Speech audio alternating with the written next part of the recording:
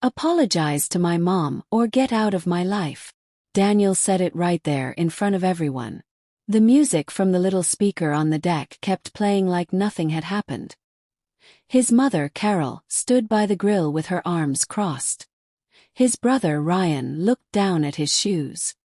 His sister, Patricia, didn't move at all. My son, Noah, was 4. He was holding his cup of juice very still, watching me with big eyes. I looked at my husband of 9 years. Say that again, I said. He didn't say it again. He just waited. So I answered instead. Okay. I'll go. I picked Noah up, walked past the picnic table, grabbed my bag from the porch chair, and headed for our driveway. I had just clicked Noah's seatbelt shut in the back of our Ford Bronco when I heard footsteps behind me. Fast ones, in flip-flops that were not made for running. Mia! Carol called out. I turned around slowly. She was halfway down the gravel path, one hand on her chest. That truck belongs to my son. I looked at her for a moment, the way you look at someone who has believed something for a very long time. No, Carol, I said. It doesn't. Then I got in and drove off. What Carol did not know that evening was simple. The truck was never Daniel's. And the lake house behind her wasn't his either. But an hour before any of that, nobody was talking about trucks or houses or lawyers. We were just eating hot dogs. It was a Saturday in July, and we were up at the lake house near Traverse City, celebrating Carol's 69th birthday. Daniel had been standing at the grill most of the afternoon, proud of himself for finally learning how to flip a burger without dropping it. I had made the potato salad and the birthday cake, using Carol's own recipe, one she had given me years ago. About 20 people came. Ryan drove up from Grand Rapids with his family. Patricia came from Chicago. A few cousins showed up too, along with Carol's best friend from her book club. First, it was a nice, easy afternoon. Carol was in a great mood, walking her friend around the yard like a tour guide. Daniel picked this spot for the house, she told her friend proudly, pointing at the water. That wasn't quite true. I had found the listing. I had made the offer. I didn't correct her. I never did. A little later, Carol pointed toward the big front porch. Daniel always dreamed of owning a place like this, she said, smiling at him across the yard. He heard her. He smiled back. He said nothing at all. That had become normal for us over the years. Then Carol sat down next to Noah on the porch steps and gave him a big kiss on the forehead. One day, she told him, this whole house might belong to you and your daddy. I don't know exactly why that sentence bothered me so much. Maybe it was because she said it to my son. Maybe it was because, after years of staying quiet, I suddenly heard how big the story had grown. So I smiled, kept my voice calm and said, "That's not quite how the house works, Carol." She turned toward me. "What do you mean by that?" "I mean the house isn't only Daniel's to give away." The whole porch seemed to go still. Carol set her lemonade down hard. "I was saying something sweet to my grandson."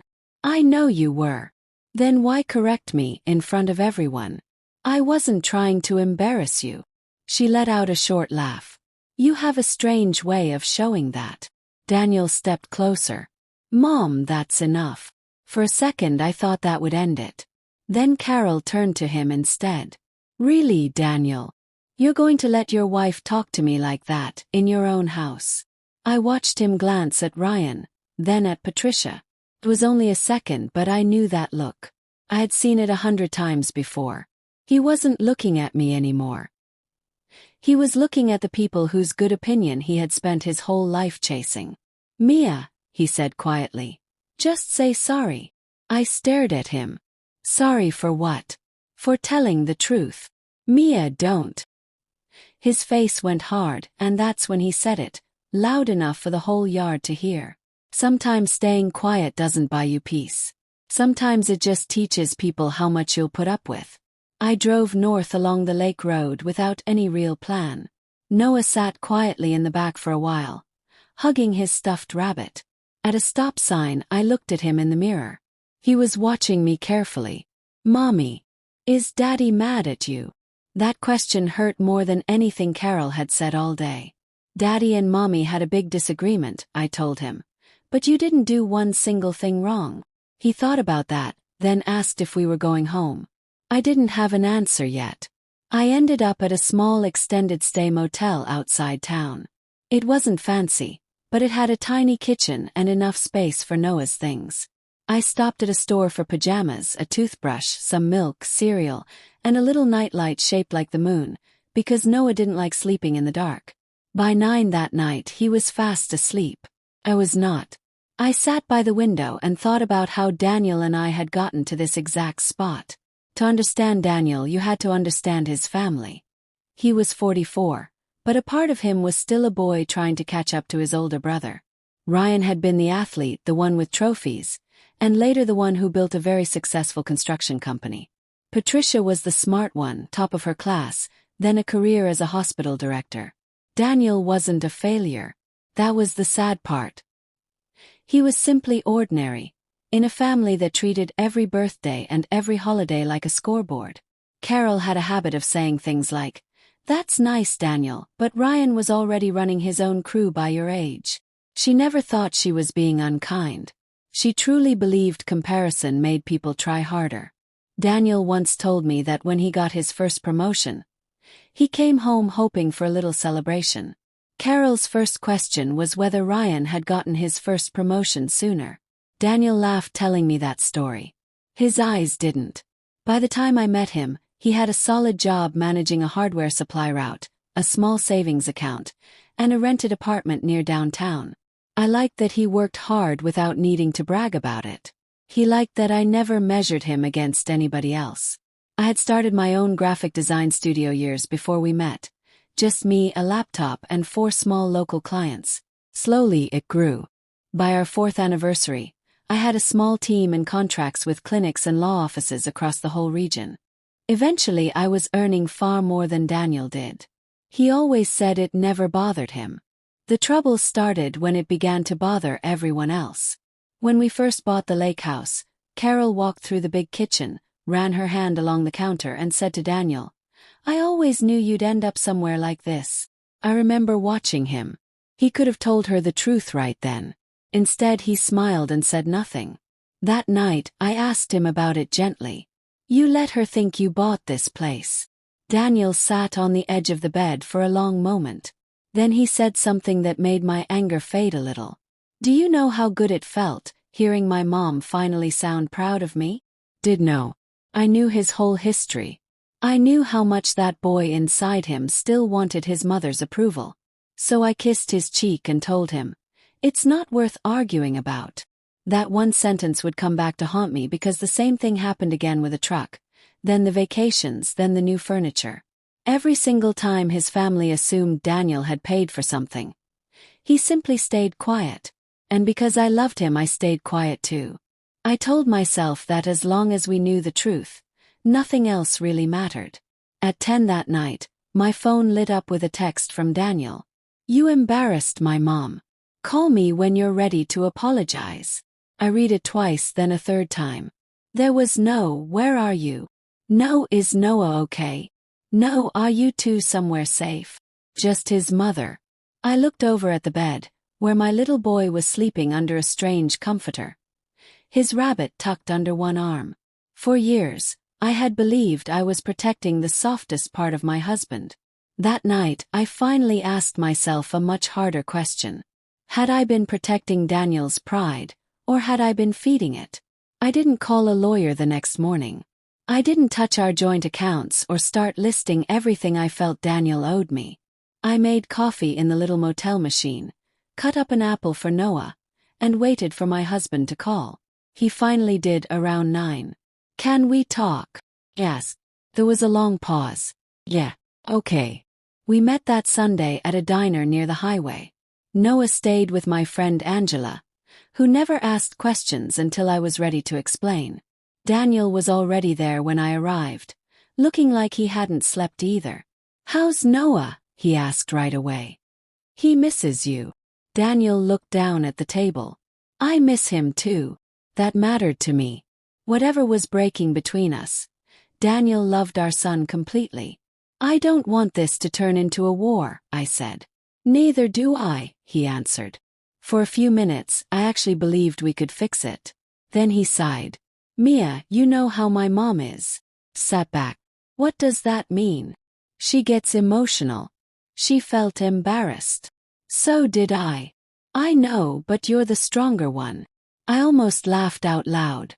There it was, the exact sentence that had quietly run our whole marriage. Because I stayed calm, I was supposed to swallow the insult. Because I understood his childhood, I was supposed to protect his pride. Because Carol was difficult, everyone else had to become easier.